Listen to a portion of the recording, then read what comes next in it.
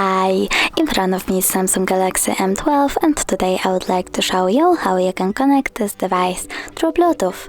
Start by opening settings and choosing connections. Now tap on Bluetooth and click on the switcher to activate it. Wait for available devices to show up and click on the one that you want to connect to.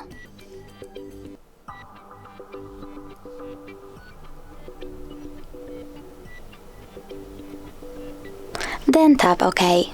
Wait for the other device to accept connection request. And as you can see, my device was successfully connected. But if you wish to forget this connection, you can always click on the gear icon over here and click Unpair at the bottom right corner.